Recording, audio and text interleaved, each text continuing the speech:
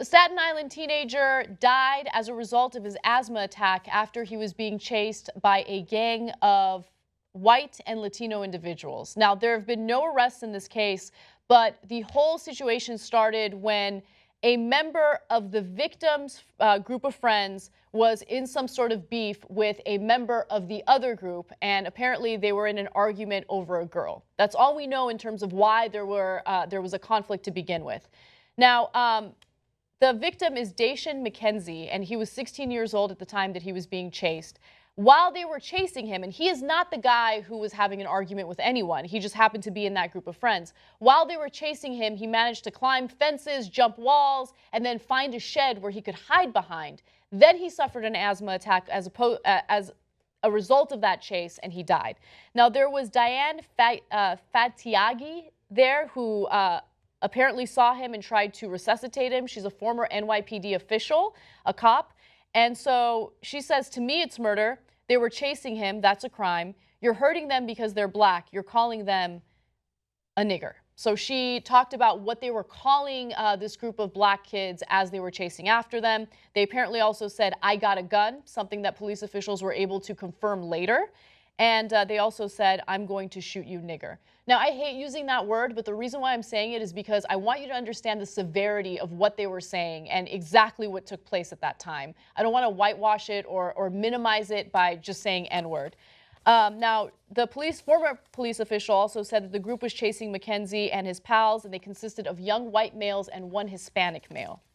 One of the reasons to emphasize the race issue here, and kids dead either way, but is that the officers involved observed, quote, no indication of a bias element when filing their reports. And that actually could affect the charges that they get based on that. Now, here is a former NYPD officer and a 9/11 responder that Anna referred to saying, no, they were shouting the N-word. It was clearly racial. The group that was being chased said the other group had no blacks in it at all, mainly whites, some Latinos. And I get that the argument was over a girl in the first place, but they were definitely using the N-word and chasing a bunch of black kids through the neighborhood. With a weapon, with a gun. If you're the cops, you think maybe you note that? Yeah. Right? Interestingly enough, the cops were more concerned about the weapon than any, racial bias that could have taken place. But how about be concerned about both, right? Because it's relevant. And especially considering the fact that there are certain hate crime laws that, these individuals could be prosecuted with. I mean, I think it's all important. You have to take in all witness testimony and all the information you possibly can to make sure that justice eventually will be served. But it seems like justice isn't going to be served. No one's even been arrested yet. So I want to be clear. So, of course, the cops should be concerned about the weapon, especially if they just got there.